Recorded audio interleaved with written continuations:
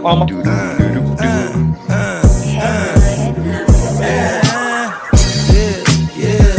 the shit, finna call a blitz, make you call it quits. I can execute the plan on improv off script with my brothers from another living color with the skit. With the shit, finna call a blitz, make you call it quits. I can execute the plan on improv off script with my brothers from another living color with the skit.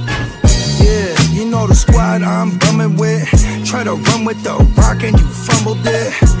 Finna spin the block in the mothership. Rock like Woodstock, big stock, smother shit. Word to Uncle Sam, we tax like the government. Still in the game till the day I'm in love with it. You are now rocking with the most coveted. Unapologetic, let you know who you fucking with. What's the use? I got the juice. Tapping head tops like Duck, Duck, Goose. Slide off smooth in a coupe, no roof. Rocking sheep's clothing, I'm the big bad wolf. Double up, we gon' double down and double that. If I feel him double crossed, I'ma double back. That's a couple $100 large in a duffel bag. Blitzkrieg, somebody's gonna end up a pack.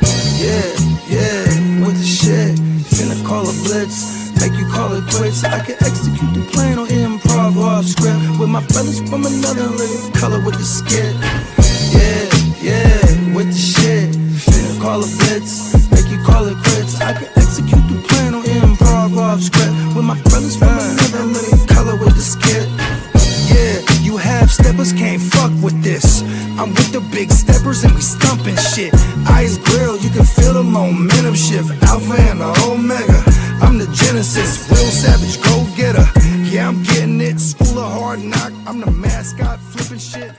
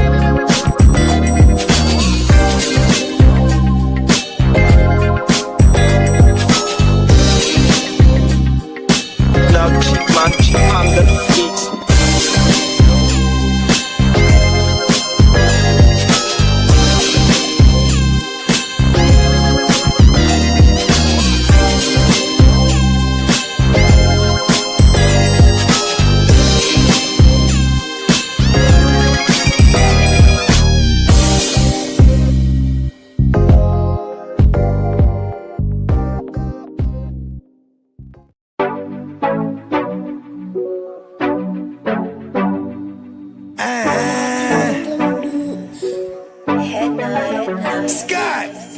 Yeah, let me quarterback this. We came a long way from throwing money in the mattress. I played a long game to get rich. They say the game is a bitch, but the bitch is the baddest. Bowie Scott Flame won't change my name like I'm Cassius. Keep flame cause I'm cautious. I'll burn you to ashes. Double cross the bosses and get hit with the ratchet.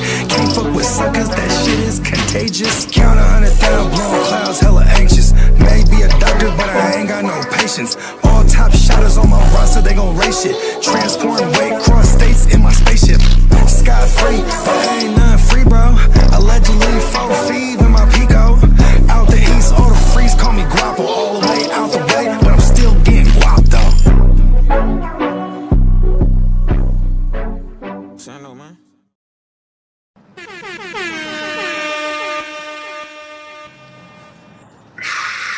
Yes. Hey. Happy birthday, Tupac, y'all. Come on now. Happy birthday, man.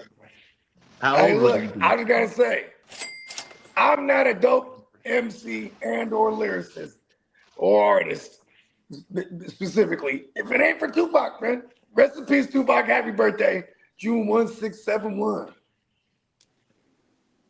And happy belated to my mom's too. It's her birthday yesterday. That's how I always never forget. Right after my mom. Yeah. Happy birthday, Mama Bogues. Yeah, man. They came back from Reno yesterday, so I ain't seen her yet. You know what I mean? But my mom's always trying to gamble somewhere. But my dad always says, "Oh, it's easy." I go, "Oh, what are you gonna do for mom's birthday?" Wherever she wants to go gamble. And my dad, now. he calls himself a cheerleader. You know, I just go there. Yeah, I got my drinks. I'm just, cheering her on. Like, there you go. You know what I mean? But yeah, man, we got the whole playmakers here today. Let's go. Sir. We in this thing. Jermaine. Gang in the motherfucking building, man. Yeah, you know what? Hey, look at right out the gate. You tune into a live Tupac's birthday edition of Way. Yo,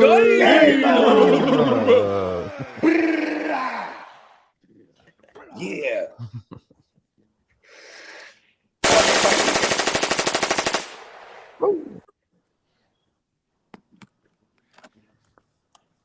Pretty solid. Just been working on these rankings, y'all. Glad to be back again. I was it with Pops. Oh yeah, Papa there, right? Last weekend or Friday. Yes, he was. Yes, we barbecued and it was a great time. So, but yeah, over the weekend I started thinking. I was like, it's time to get these rankings going and start off with running backs. And got them ready to roll whenever y'all are ready. But yeah, happy birthday, Tupac, and yeah, glad to be back, gang. Man, glad to have the Spencer Guru. We got the Guru Nation power rankings. You know what I mean? These things just what's dope about the rankings because we just get on there and debate them. You know what I mean? And we get to interchange them as we go along too. Because you know what I'm saying, it isn't something that's always set in stone. This is why we fuck with Spencer Guru because you know what I mean. You'll see as the off season goes along and you keep updated. He always keeps his rankings updated. You know what I mean? Oh yeah, they fluctuate. I'm humble enough to admit that these June rankings are not going to be the final rankings. There's going to be some fluctuation as we get more news, camp updates, injury updates, time, especially these running back rankings with the potential timeshares, especially in that RB3-4 range. I mean, there's going to probably be all kind of movement. I feel like the RB1 tier is pretty set in stone, but then like the mid to late RB2s, there could be some movement there. And then anything below that is just kind of – those guys have to earn it. Those guys like Tuten and whatnot, like they've got to earn their spot, and we'll see if they can do so here this summer and heading into the fall. There's always going to be some crop of running back that comes out of nowhere from that some tier jumping crop. You know what I mean? And this is what's dope about the rankings because we get to find those and diagnose those guys that we think could potentially jump those tiers. You know what I mean? Mm-hmm. Fact. Like a Bhayshul Tuten, for example. I like that example. Like if he gets the gig, wherever I'm sure we're going to be drafting him late, right? Later. Yeah. What up, Derek? Shout out to Derek, man. Alas. The chat's lit today. Oh yeah, Albert up in there, Derek. Yeah, we got all the whole Prime One's in the house. Miss Prime One. What up? What up? It's fucking lit. Alas. Yeah. Matty Law. What up, Matty Law? Yeah, man. Shout out to the Law. Hey, look at this. Yeah, bro. This out too. Kicked it with him in Vegas. I wanted to thank everybody so far that has purchased me and Franco's new joint produced by Prime One's called the Cargo Colt. You know what I mean? We got it going direct to consumer. You know what I mean? Shop Prime One. You know what I'm saying? Also, another announcement I wanted to make. We did drop another EP over the weekend. Shout out to my brothers Triangulum and Block. You know what I mean? This joint's called The Trifecta. You know what I'm saying? Also on Shop Prime One. You know what I mean? Here's the other thing, too. Everybody that's already purchased and everyone that's going to purchase now moving forward, you guys are all entered in my giveaway. We are be giving away some merch. So, you know what I mean? Just to appreciate everybody who supported us. Let's fucking rock. Oh, yeah. And I have to shoot those links. I got to shoot these we got new direct links to these projects. I'm going to have them in all the descriptions moving forward, even including this episode. I got to shoot them over to Peacock ASAP. I might even do that in like 5 minutes or so. But yeah, man, rocking, baby. What up, Banks? Yeah, I got Bakes in here, Ninja, Wise Man, Iffy. What up, yo? Come on, baby. It's lit this morning. Tupac's it's birthday, so lit. damn it. It's so lit. Yes. What up, Wise Man? We all in this thing.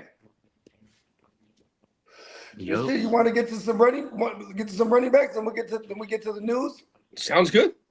Yeah, let's do it. I guess I'll just start off with the the RB1 tier, we'll go 1 through 12 since most of y'all play 12-team leagues. So I'll start off with the top 6 here. You got Gibbs at 1, going with Jahmyr Gibbs at the 101. It was a tough call between him and Bijan, but lean with Gibbs. I mean, with the Montgomery train out of there, Monty Bird's now in Houston. Peacock's new primary back. And then they brought in IPOC, but not too worried about him because he didn't really do a whole lot last year. So got Bijan. They got the B-Rob show over there in the ATL. They got both B-Robs now, Bijan and Brian. But as we saw last year, Brian is definitely just a handcuff. CMC got all the work there in Frisco. So I'm thinking Bijan. In one of our leagues, right? Shout out to Clock, because Clock and Peacock in the same league, they've got fools with this move. Clock had posted B-Rob, as in B-Rob the mob, ends up flipping B-Rob for a third to somebody, right? And then I'll say his name. What's brother's name? Gemmo's the only guy I let have a co-commission. What's his brother's name? Jax Falcone. So Falcone, he gets in there. He's hot as fuck. What the fuck is this? No one trades away Bijan for a third. Starts tearing everyone a new one. Then we tore him a new one because it was Brian Robinson. Stupid. Right. Click on that shit. But, you see. Just B. Robinson. Yeah. They just assume don't want to say that he's done that twice. I don't want to say that he's already done that twice in this league, but I mean, he's the only co-commissioner I know of in our side of leagues. I'm like co-commissioner, just kind of like coach role. And now we won't let him leave because there's been several times he's threatened to leave. Like, no, you're too much fun. Shout out to Silky Johnson. Silky Johnson in the chat. Yeah, what up, Silky Johnson? What up, Silky? The co-manager, my bad, not co-commissioner. Yeah, that's right. Co-manager. He's Jimmo's. Oh yeah, Jimmo. Shout out to Icon. Yeah. Jax Falcone. Sagittarius like me. He just likes to push the button. Jimmo the Icon. Yeah. Sometimes Jax Falcone will respond to like text or whatever, in the DMs or the chats or whatever. You can tell it's Jax Falcone you're dealing with here. Here's the thing with Gemmo. Gemmo just wants to push. He wants to pay somebody and have them do it. He's like, just go do it. But then he also wants the final say. So it's funny watching the dynamic because then like a lot more will probably get done, but they argue a lot. You know what I mean? With decision making. And that's why you should just have one shout out to the organization. That's the squad. They need to get organized. They got a good squad over there though. They got a really good squad. Yeah. Okay. What else you got? Who's that? Who's the best guru? Yeah. So obviously Gibbs and Bijan 1, 2. Then at 3, I got JT. I know a lot of lists have CMC, but I'm going JT. I think CMC, if healthy, could likely outscore JT. I just worry with CMC's workload and injury history that I feel like JT is a little bit safer bet. So I'm going to lean JT. They're right there, though. They're probably I make the same argument for JT. He kind of has like a CMC-ish injury history, too. But he has injury history of his own. He is a little bit younger. Yeah, they're both going to get all of it. So they're right neck and neck, 3, 4. He can. I mean, they're both. They're kind of like the Gibbs Bijan thing. Yep. And then after that is where it starts to get interesting, I feel like. Because at 5, I feel like there's a lot of differing opinions. I have A-Chain at 5, followed by James Cook at 6 and Ashton Jeanty at 7. I'm leaning A-Chain over Cook because I feel like, for one, he's going to get all of it, and he's more of a receiving threat. I was going to say the receiving game's probably going to give him the massive floor that we're looking for, especially the negative game scripts. There's probably going to be a fuck ton of negative game scripts. But even with the stackery of the boxes, do you worry about that at all for A-Chan on the ground? I do, but I think he'll get enough volume with the negative game script or a positive game script. Probably be more negative game script. I think either way, he's fine. Even if the team sucks. Exactly. I think he's game script proof, which is why I have him as a top 5 running back. So, and then James Cook there at 6, I feel like it's very safe bet, in that offense, even though Josh Allen's a goal line guy. James Cook, I believe, had 12 rushing tugs last year. So even with Allen getting double-digit rushing tugs, Cook eats as well near the goal line. So I think he's a safe bet to finish around that mid RB1 range. They definitely, I think, is that 2 seasons in a row that he had double-digit tugs, like total? I think it is. He definitely had his breakout was the year before. I didn't know if he had the tugs that year because I remember it was going in I think 2024, there was a big debate surrounding him where some people thought he was going to break out, and then other people, because 23 was 2024, he had 18 total. Last year, he had 14 total. So, he's been over double digits and then 24 the last 2 years. Right, 24 was his big fantasy breakout because he not only had the yardage in 24, he had the tugs to go with it. And then last year, he upped his yardage total even more. And while the tugs dropped a little bit, they were still at a high enough level to where I feel like, this dude's at least a mid-range RB1, has that solid floor. Yeah, he played 17 games last year, 16 the year before. Yeah, and in that offense, I mean, as long as Josh Allen's healthy, that offense is going to move the ball. Good for Cook because it opens up so many lanes for him, especially down there in the red. Exactly. So I'm leaning to and the passing offense should be a whole lot better this year as well. Yeah, because you got Joe Brady. He's gonna get everyone involved. Like, go back to when Joe Brady was a play caller with CMC in Carolina, and then CMC went down. Mike Davis. Remember, Mike Davis was like running back 11, and he caught a ton of balls too. Like, I like this James. I'm putting James Cook over A-Chan just because he's on a better offense. Yeah, I could see it. I mean, I think in PPR, A-Chain definitely has the more receiving upside. But, Cook, I would think, will score more touchdowns and could outgate him to where, they're also neck and neck. I'd say, 1 and 2, 3 and 4, and 5 and 6 are all, like, very close. You could flip them. I wouldn't be mad if it was, like, Bijan Gibbs, CMC JT, Cook, H-A. Like, I wouldn't even be mad at that, even though I have them all opposite. And as far as A-Chan and Cook, they're in the second round of these single QBs. You know what I mean? Because there's going to be a bunch of because people loading up on the receivers there. Like the CD, Jettas types usually creep into the back half of the first, and rightfully so, even though neither of those guys delivered on their ADP last year. I mean, they're both in store for bounce back. CD, obviously, due to injury, and Jetta's just a horrendous QB situation. I know, and now we have to hope Kyler Murray is good. No, he's not, though. That's the problem. He's got to be better than McCarthy. I don't know about that. That might not be a true story. Oof. So, we'll get into that. The receiver rankings. I hate that. That motherfucker is not a good quarterback. I made the mistake of drafting that full book one time in the last 7 years, and it was last season. Thinking he's gonna bounce back. Oh no, killed me. A few years ago, I don't even know if the guy wants to play football. You kidding me? Fuck that. The best case I can make for Kyler is Kevin O'Connell, bro. Yeah, let's say Kevin O'Connell, and his career is on life support. It's like if he doesn't do it this year, he might be out of football. So, and then Kevin O'Connell can come to the Niners as an OC.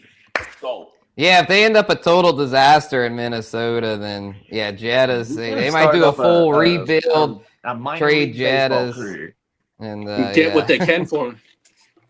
But to finish the rest of the top 12, I got a Genty at 7. I'm thinking Genty will take a step forward as a sophomore with better supporting cast around him. I definitely think Fernando will be a big help, and it might even be Kirk Cousins to start the year, to where I think either way he'll be in a better situation than he was last year. The O-line should be a little better. I know that was an issue last year, but he's such a special talent to where I'm thinking Genty in the early mid-second round's a nice value. I know last year he was getting grabbed at the single QBs at the end of the first, and I'm glad I stayed away because he didn't really live up to that value. But he wasn't really plus.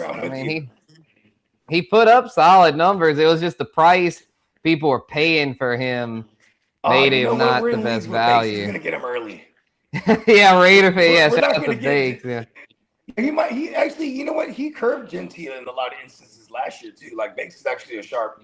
I wouldn't expect him to get too overdrafted this year because I feel like now we know that if the situation's not that great, it could affect him. But the reason I'm more optimistic is because the fans in all my leagues. the situation is it appears better and should definitely be better than last year. I mean, they were the worst team in the NFL last year. It can't be any worse. So, and he was still like a low end RB1. And they got Gary Kubiak, who's calling plays for the actual best team last year overall.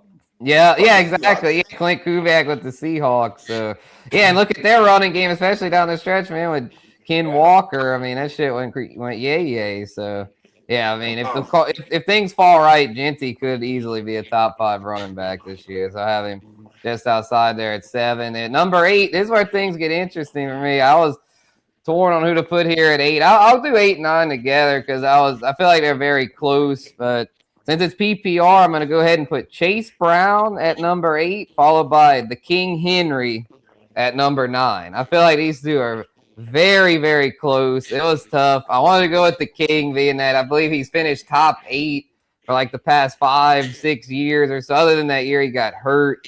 He's just, I mean, even though he's over 30, he's so consistent. He's basically a lock for 15-plus touchdowns. I mean, that's just unbelievable what he's been able to do at his age. But I like Chase Brown a lot this year, especially if Joe Burrow can stay out there. I know the Bengals usually have O-line issues, but Chase Brown gets so much volume. I mean, he's become a true workhorse over there. Had a great second half. He started off kind of slow last year. Man, the second half last year, and Burrow came back. He looked really special. He was a freaking fantasy beast like down the stretch last year, to where I think he's going to for sure be an RB1.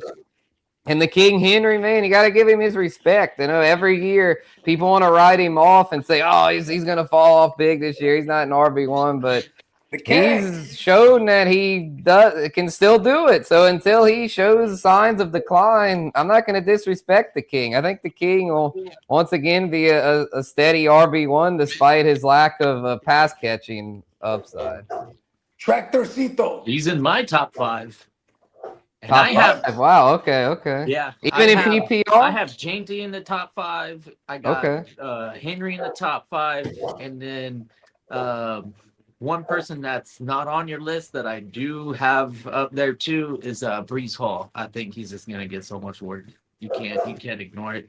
And I'm not really afraid of the other dude, Allen. Braylon Allen's gonna get touches, but if we're actually improving as an offense, Breece Hall is gonna be the focal point. It's just gonna be it. Like we're dealing with Geno Smith and a lot of receiving options, but the second option is going to be oftentimes that dump off. Breece Hall is going to get a lot of fucking catches again. I can't wait. There was that one season where he had like the 84 targets and 70-something catches. That's the type of PPR action that I'm banking on out of Breece Hall this season. For sure. That's music to my ears, kid. I got him in my keeper league, so I hope you're right on that. I actually got him and King Henry in that league. Those are it's a 6-keeper league, and I got those two along with a gang of receivers. I got CD, Puka, and Drizzy Drake London. I'm loaded over there. My drafting style is wide receiver heavy. And these running backs aren't often on my squads for redraft. However, I have to respect like the projections of some of these squads. Like Derrick Henry is, goddamn, like he's so consistent. That's why he earns that top 5 spot for me. And then Jainty, sophomore season running backs are like hits.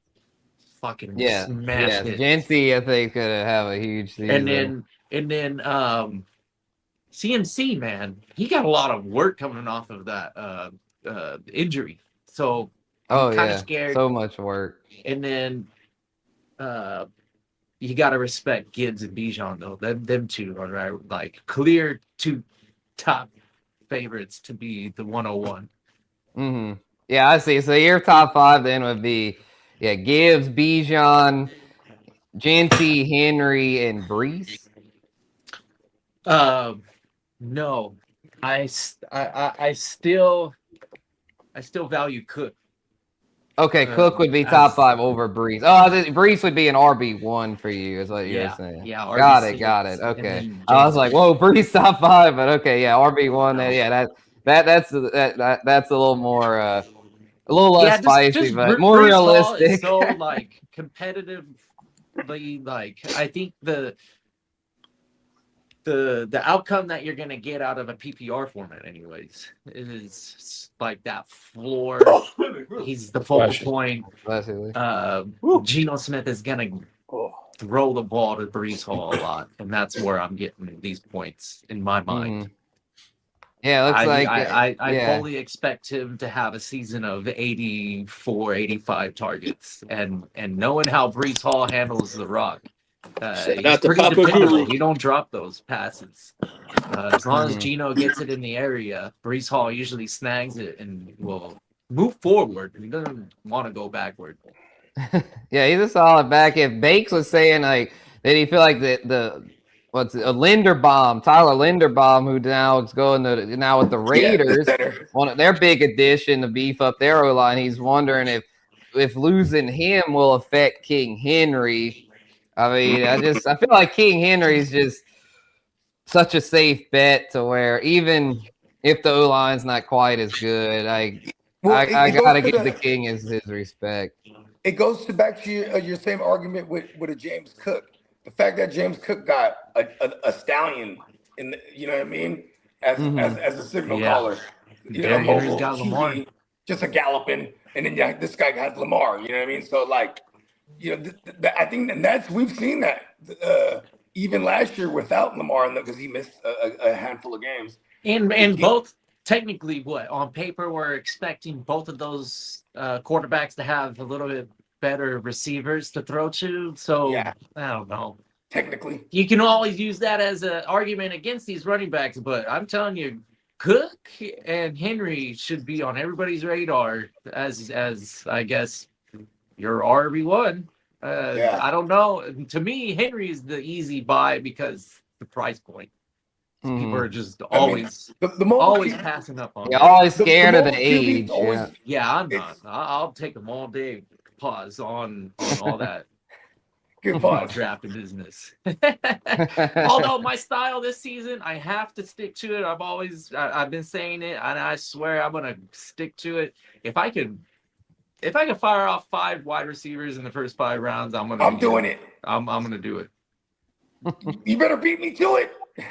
You get those receivers, man. Yeah, because then you can get the later running backs like the Tutens, the Tony Pastas, those ones that could Money Gang, DeAndre Swift, but while everybody's grabbing their running backs and quarterbacks, I'm just gonna be focused on best wide receiver on the board. For sure. Yeah, let's I gotta to finish all the top 12 here. This will be music to Lee's ears. Omari and Hampton at number 10. I think Omar Hampton's gonna have a big year. Big sophomore year. Kitteh was just saying about sophomore running backs having big years. So I think he'll do well this year, assuming he can stay out there. The injuries hurt him last year, but if healthy, I think he's an RB1. And we got Saquon at 11. I know the Eagles aren't quite what they were on offense, but I still think Saquon's at least a low-end RB1. He's solid, consistent. They've got a good O-line still, so – and then at number 12, got to give the kid some due, Jeremiah Love. Got J Love sneaking into the top 12. I know a lot of people have him even higher than that. I couldn't go quite that high, but this kid's a special talent. So I felt like he had to be included here in this top 12. You know, their O-line's hella bad. Kind of gives me Genty vibes a little bit from last year.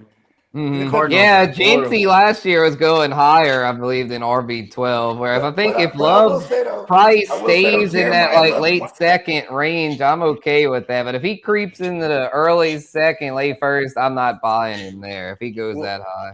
I'll say New J Love might volume his way into a back end finish. You know what I mean? That's kind of that's how Jinty did at the end of year. At the end of last year, he bubbled his way into a back end RB1 because of the receiving game. Yeah, and Love's has a really good passing game ability. He's got a really good receiving chops. So yeah, I guess when you take a first round running back, it's obvious, and especially third overall. It's goddamn Cardinals are so horrible, man. It's like they do have some decent weaponry to take the top off. I mean, who's like throwing the ball? What's up, JB? We definitely like What up, JB? But that's Stay tuned live. See you tonight. Vallejo in the building. What up? Michael Wilson had that breakout. I don't know how consistent that's going to be here from here on out. I don't know. Yeah, the beef brisket's probably going to start at QB. Brisket, he was slinging it last year. He was slinging it. Contract straight away. He's a little iffy on that one. Yeah, because we want McBride to still pace his, projections and history. So keep Brissett throwing the freaking McBride 180 times. That's awesome. We also got the Ginsu over there. If Brissett ends up flaming out, we got the Ginsu and Carson Beck. Carson Beck, bro, the rookie. But I think the Ginsu would be the better bet. I think the Ginsu's injury wasn't as bad as they thought. I think they initially thought it was a torn ACL, but I think it didn't end up quite as bad. Yeah, it wasn't bad like Mahomes. Right, because initially they thought it was an ACL, but yeah, his ACL was spared, so he avoided needing surgery. He entered free agency at full strength. The guy must have high IQ for football, because I don't know after all these reps and what his value actually has on that field, unless you're doing a full tank and then. To me, though, Brissett is only going to not be a quarterback for the Arizona Cardinals, and if the injuries, Yeah, I mean, it should be Brisket. The only way that Ginsu gets in there. Brissett played pretty good football. I just have to give Brissett his roses, I guess, for fantasy. He didn't do terrible for our QB3 and emergency starts and whatever. McBride, he still gave you the production. See, that's what I'm mostly, worrying about. I don't know if Ginsu's gonna fucking carry McBride the way that Brissett can. Well, I think Brissett should be in there. I mean, I would think they'll work out the contract just because this is a big opportunity for him. This is a big opportunity. Yeah, we broke down this. We broke down the pay situation in Arizona. Ginsu only getting $5 million, Brissett only getting $5 million, and Carson Beck, his deal is 3 years worth of total of $5 million or some shit like that. So Brissett only need another $1 or $2 million, and he gonna be happy. Yeah, I think they'll work that out. I don't think that's that. I want $11 million total, guaranteed. Come on now, shout out to Jacoby Brissett. Yeah, and it's still very early in the process to where he might miss a few more weeks or something. He's sitting out right now? He's sitting out until his contract is readjadjusted. Yeah, but once anything mandatory, then they start to get fined. Yeah, it's like then at that point, it's like he'd probably be better to just report if he starts getting fined. Right. Yeah, I think it'll work itself out. So, and as far as Love, I mean, I think he's such a special talent to where regardless of if the O-line's bad, the QB situation sucks. I mean, look at Jinty last year. The Raiders were like the worst team, and he's still, as JD said, at a back-end RB1 finish. And it was actually, when you look at his second half production, he started to actually fire on some cylinders, and the team started to commit to, okay, this guy's a workhorse back. They lost both their bookends. And he touched the ball a lot. Yeah. At the end of the season. Yeah, I think Jay Love will do the same. But that's they're going to try to find a trade partner for James Conner since they signed a Tyler Algier. So I just don't really see there being much of a role for James Conner over there. Where some running back needy team, someone has a running back get injured in camp, I would think will be interested in flipping like a 4th or 5th round pick for a James Conner. Or he just doesn't make the team if they can't move him because he's only getting like $1 million or something like that. Yeah, I could see him potentially moving on from him because they just got too much over there. I mean, there's just not enough to go around. Because I mean, when they drafted Jeremiah Love, I mean that basically sealed Connor's fate as far as like if he's on that roster, like, he's not gonna have any fantasy value. But I still think he might have something left in the tank to where hopefully he could find a home somewhere. Because they also have Trey Benson still. I forgot about Trey Benson. He's another one that one of those two will not be on that roster come week 1. Either Connor or Benson. One of those two is gone. ETN. That's way too many running backs.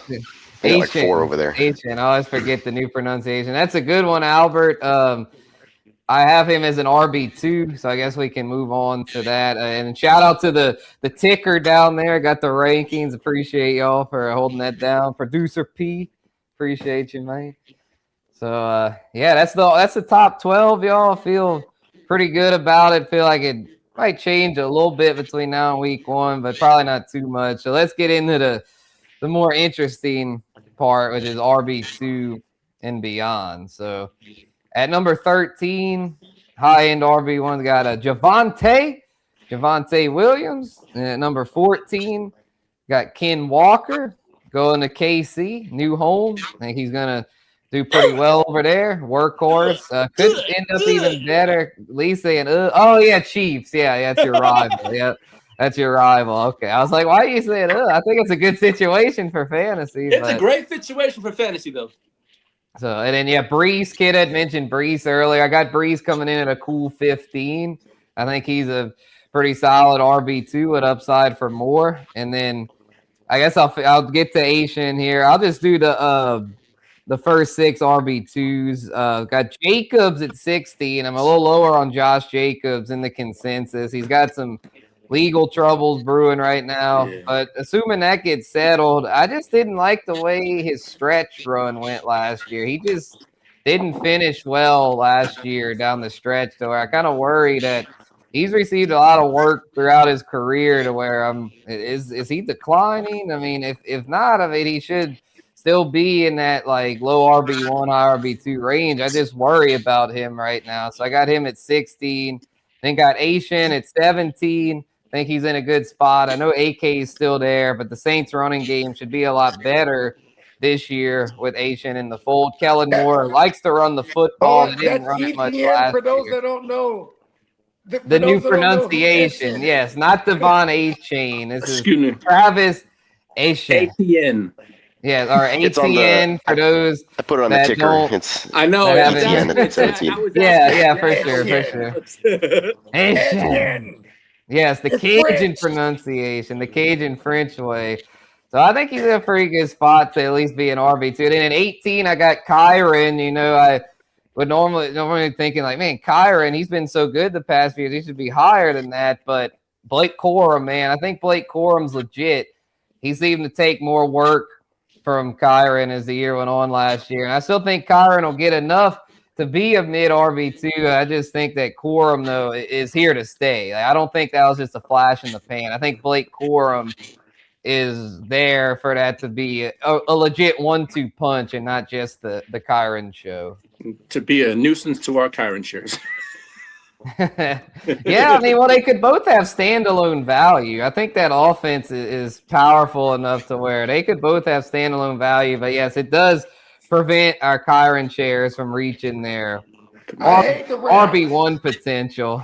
Fucking McVay, man. Yeah, he's always changing it up, but I think that's what makes him such a successful coach. Is he just goes with He's a coach that goes with his personnel, and for a while it was Kyron was the guy, and now that they got Corum, it's probably more of a 1-2 punch.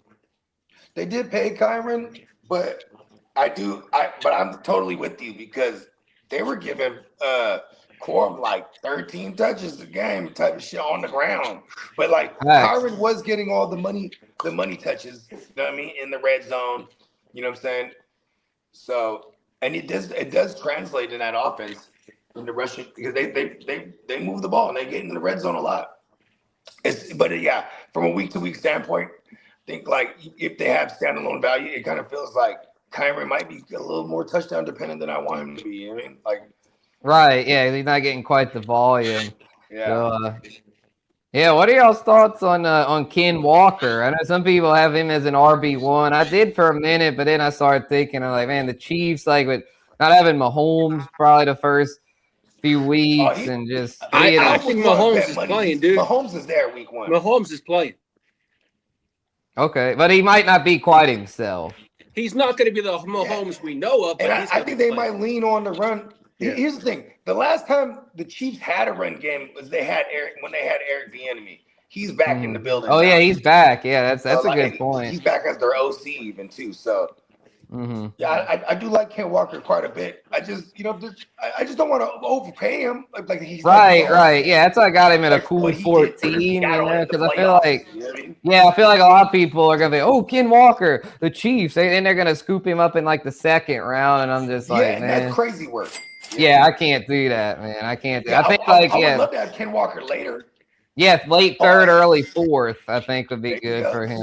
Now we're talking, right? I'm like, that's value. Go receiver, and I would love to crack off my running backs, my RB1 with a Ken Walker.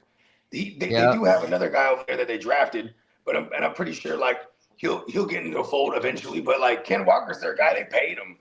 Yeah, exactly. Yeah, that kid from Nebraska. Yeah, I think his name was Emmett Johnson. Yeah, that's what they got. Yep.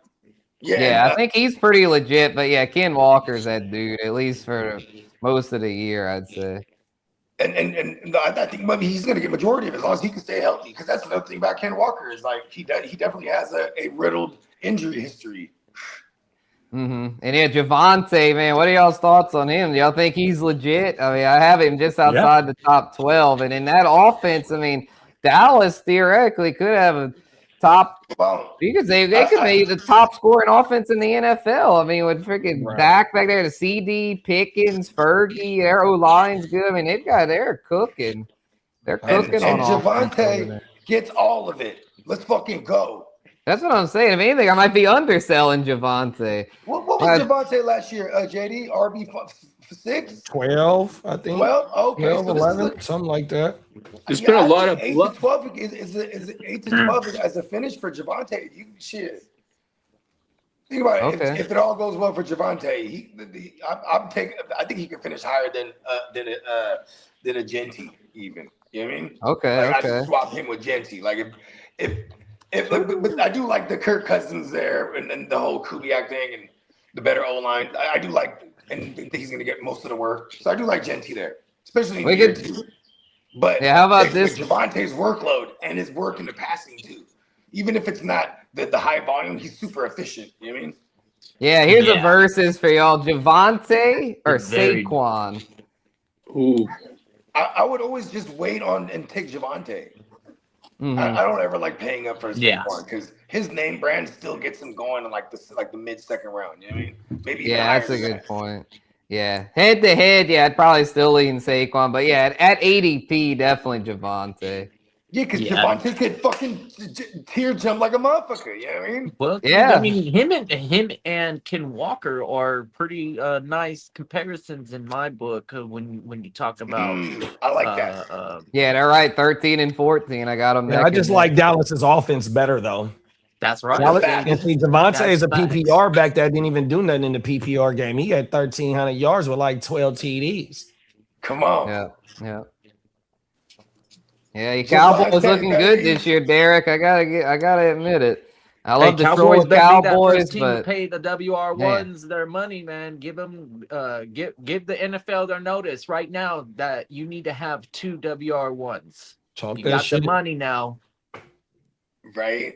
Yep, and Philly just traded AJ Brown. Where I don't know about this Philly offense, man. I think Saquon's still solid, but man, I don't know Philly, man. I feel like they're kind of trending in the wrong direction. And it's another year with another coordinator, offensive coordinator. We got to see what their shit gonna look like. Yeah, I know. If anything, I might almost prefer Javonte straight up. What trade is this? This new coordinator? Sean Mannion, I think he came from Green Bay. Oh yeah, the Mannion. That's right. Mm-hmm. Okay, so he's like I'm assuming if he's like a LaFleur guy. See, everyone's getting some kind of piece of that type of offense. You ain't lying. And I think Buddy hella young. I want to say he like 30-something. Yeah, he's gonna be the play caller over there. Yeah. He was okay. Do you remember this? It was like the 2021 championship in fantasy. This is when we still had 16 weeks. But it was Green Bay versus Minnesota. And then it was Kirk Cousins versus Sean Mannion. No, Kirk Cousins couldn't play, so Sean Mannion got in there. And that's who that guy is now. That reminds me, I'm working on a Kirk Cousins drop. I'll get that probably later today. Will we like that? Kirk. Yeah, we'll like you like that? Come on. But it's gonna be straight from Breaking Benjamin's Diary of Jane. Do you like that? Do you like that? Come on now. Dude, that was the song. It was at one of the NASCAR games, bro. NASCAR 07, I think. Yeah, that song's like flipping. That's a fairly deep cut. That's a 20-year-old song already. Damn. Anyway. I know, man. It makes me feel old. Yeah, I was a little kid when that shit was slapping, and now That makes me feel really old, little bro. That makes me feel really old. Yeah, I was like cruising around in high school, I think. Anyway. Oh, goodness. If it was 07, yeah, I just had my. Oh, the Matrix got him. Yeah, I was Matrix. Damn. I was definitely, I think, at college or something already. I wasn't in high school, but anyway, good cut. I think Kirk Cousins was saying that he might have been influenced by that song. Oh yeah, you like that? You like that? It's a good one. Well, let's see if y'all like the rest of this RB2 tier. At number 19, we got Bucky Irving. I think Buck. I think he'll bounce back some. I don't know if he'll quite get back to the level he was. When was that? 2024, I believe, when he broke out and was looking like an RB1. But I think he'll bounce back enough to be a solid RB2. Then number 20 got one of my favorite breakout candidates, Travion Henderson. I know he's in the timeshare with Stevenson, but I think Henderson's the real deal. He showed a lot of explosiveness last year and should take another step forward this year. And at 21, got another sophomore back, Quinshon Judkins. I know he's coming off an injury, and the offense has a lot of question marks, but he was a workhorse last year. He got all of it. He got all the work. So I think he's pretty solid there in that mid to low RB2 range. He had a few games, too. Mm-hmm. Yeah, he missed a few early because of the. He came in balling like he was. Yeah, he was a workhorse, man. Yeah, he was getting all the work. So I might be underselling him a little bit. And then we got Swift at 22. DeAndre Swift, man. I know he's in the timeshare at Money Gang, but man, that Bears O-line's the real deal. Ben Johnson's turned them around. So I think Swift is in a position to finish top 24. And then at 23, the Scott man, Cam Scatterboo. Got him at 23. Another one coming off injury, but he showed a lot last year. That offense should be a good bit better with Harbaugh over there. Should be the lead back for the Giants. And then at 24, Monty Burns, David Montgomery going to Houston. And he should get all the work over there. No more Sergio Mix-a-Lot. It's Monty's time to shine over in Houston. Woody Marks was okay last year, but definitely not a workhorse to where I think Monty Burns going to sneak a top 24 finish. I like it. Look at old Monty sneaking up in there. Yeah, native Texan guy. I like that call also. Woody Marks is not going anywhere, but he definitely can't carry the workload. We saw him leave almost every game last season once he took on the full workhorse role. We had to have guys like Jawar Jordan and, just random dudes off the practice squad elevated in times because he was dealing with knick-knack injuries in his shoulder and his ankle last year. Albeit, though, I mean, once he got injured and came back into the game, he was almost guaranteed to score a touchdown after that point. But definitely got two. He's not built like Monty. I do like him being the 3 down kind of back, and then them kind of scooting Woody out into situations where they motion him out of the backfield and line him up as a slot receiver and kind of take advantage of mismatches there. I like that look. I like Monty sneaking in and still getting some passing work there for Houston on 3rd downs as well. Okay, good. That validates it then. The Peacocks are a Texans guy. So yeah, I feel good now about having Monty Burns in that top 24. I mean, he could fall. Monty Burns, if it all falls well, he could fall into that end zone like a dozen times for real. You know what I mean? Not to mention the Texans have revamped their offensive line. They brought in a bunch of free agents, couple of veteran free agents. They re-signed a couple of veterans, and then they drafted a couple of rookies, and then we have Deontay Ursary in his 2nd year. So I like the revamped offensive line, and you can count them, folks. This isn't a race thing, but we actually have 4 white offensive linemen playing for the Houston Texans now. They only had 2 of those guys, I think, in like total in the last 4 years or so. A big swing, a big change up on the offensive line should kind of open things up. 2nd year of CJ Stroud taking command of that offense as well. And we do know that the Texans wanted to lean on the run game last year and could not. So it's going to be, I think people are going to be surprised with how much work the run game gets this year. Yeah, Monty definitely a big upgrade over Nick Chubb. I'd say Nick Chubb looked totally washed, and then Mix-a-Lot just could never get out there. Thinking him and Chubb, their careers are probably over. I don't see those guys playing in the NFL again unless they can somehow. Well, Chubb for sure. I think Chubb's knee just is too messed up. Yeah, word on the street with Mixon was like stem cell stuff for his foot. They went wrong on his own that he didn't take care of with the team. That who knows, right? So no idea really what ended up happening with him. Yeah, because it looked like he's on the list. Like, he'll be back after like 6 weeks, and then it just never came back. Almost reminded me of the Ayuk situation. Yeah, only the thing with Joe Mixon is like he might not even get cleared to play football ever again type of shit. That's the thing, yeah. It wouldn't shock me if him and Nick Chubb don't ever step on an NFL field again. But Monty Burns will. And if anything, last year not getting as much work might help him kind of rejuvenate. Like he'll get more work this year, be a little fresher. After last year, kind of taking a back seat to Gibbs. 2 seasons removed he had like a mid-season injury. It wasn't last season. I think it was 2 seasons ago where he kind of they thought he was done for the year and he played through it or whatever. He came back for the playoff game, but he was a shell of himself. He shouldn't have come back for that. He had to come back. Yeah, I definitely like running. I like running backs 2 years removed from major injuries. So this is a good, full healthy offseason. Yeah, I mean the Texans. Y'all made that move pretty early in the off season, which tells me that y'all have big plans for him.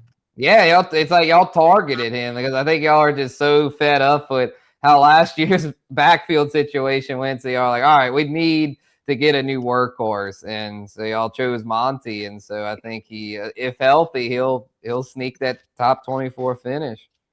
Yeah, Woody Marks is a 4th-round pick, albeit he was really good in college at USC where he played, and we talked about him a little while ago. He was good while healthy. He's not built, I think, to handle an NFL workload like that. So, the Texans are really looking forward for that last season. They couldn't lean on it, not to mention, the big old offensive line mix-ups and injuries just down the line. It was just hard for them to lean on a run game in the playoffs. And when you're back there and every play it's CJ Stroud dropping back with a horrible offensive line, and you saw the results, when they played really good defenses late in the season in the playoffs. I do really like. Gotta fix those things.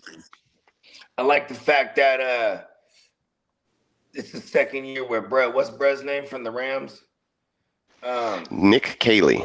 Yeah, Nick Caley. Yes, I'm very consistent. I always say I'm just a big fan of continuity. You know what I mean? Yep, second year as the play caller. Yeah, that's good because CJ Stroud's been through a gang of play callers, which is probably kind of hurt his development. So I think it's very important that y'all kept the same play caller. What up, Tino? Yeah, the system with Bobby Slowick was too simple, I think, and it was just like not a lot of freedom to check out or do anything, and he was kind of trapped. Just and everyone go down the field. Everyone go long. Pause. Yeah, exactly. And then the installation last year for a very complex offense that Tom Brady ran with all these checks and if this, do that, then this, then do this, and a lot of reads was probably a lot for CJ Stroud to handle with an incompetent offensive line in year one in that system. So year two with a better offensive line coming into what Nick Caley already said, I'm sorry, not Nick Caley, but the quarterback's coach came out a couple of days ago and said that Stroud is, light years above where he was last season at this point in terms of grasping the offense. So that's great news already. If you can hit the ground running at training camp with an understanding of the offense, should be able to see some improvement on those lines. Because there was pre-snap motion, a lot of other things installed that we didn't see from the Bobby Slowick era, that there were some improvements, but there was a lot of things where it's just like, he snaps the ball and there's an defensive lineman immediately sacking him. And sometimes those were his issues, like not seeing or checking the play, and the same thing with the communication with the lineman. So I feel like getting all those basics down, and that's just the simple stuff, should be able to run a play without, fumbling the football or being sacked immediately, which is stupid things that the Houston Texans, just can't have. All they needed to do was be mediocre.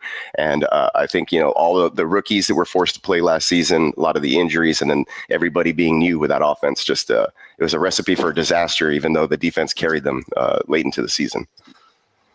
Yeah, with that defense and an improved offense this year, should be a lot of happy H-Town huddles, I would think, this fall.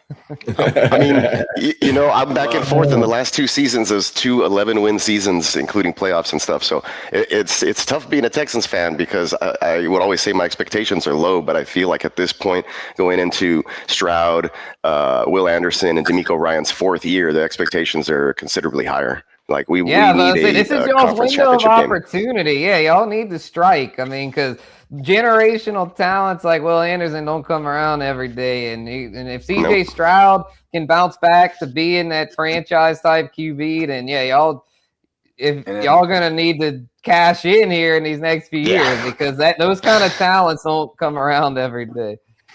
Right. Yeah, and one more. We have bodies there now. Yeah, exactly. Danielle Hunter. Danielle Hunter. Tank Dell will be back. Nico, the line's improved, and Derek Stingley on defense. I mean, there's a lot of talent out there. Depth should be a little bit better on offense this year. We got Reed Blankenship in the house, so they added him there as well. Yep, H2O2 at linebacker, Aziz. H2O should have a bounce back year.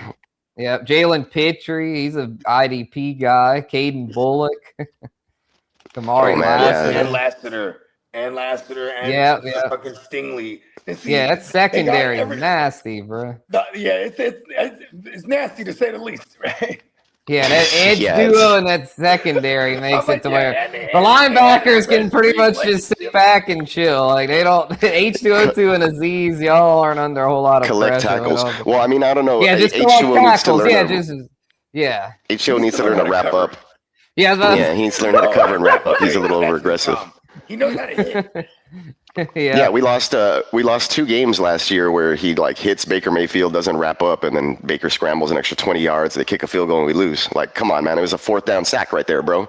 And there was another one where there's another one where he's in coverage and it goes right through his hands over his helmet for a touchdown. It's just there's a couple times where H2O has lost us games. So the EJ Speed being hurt and not playing all season is gotta wrap up. Right. It's gonna hurt a little bit. But Christian Harris got let go. He's no longer with the team. But they did draft what's his name, Woodaz. So that guy's been flying around. That's a big pause, my boy. Woodaz, Woodaz. But he's been showing up a little bit in camp. We got a Woodaz, a Woody. And we got Woody Marks. Wood ass. Y'all got all the wood. Pause. Oh, world. They got some good names going on there. That's funny. Yeah, Wade Woodaz. Well, he's got the wood and he's got the ass to his name. From Clemson. So, yeah, he putting the wood to the ass. Wow. Lee took it there. You know. Come on, man. You know me. Woo. But yeah, I like Monty at 24. We talked about the Texans enough. That was good stuff. Hell yeah. As I was saying, what are y'all thoughts on Scat, man? Do y'all think he bounces back and or comes back from injury and ends up top 24? I know Tracy's over there, but I think he's more kind of like I was saying about Woody Marks, like more just like the compliment. You know what they're gonna do over Here's there, what I think about the Scat Man.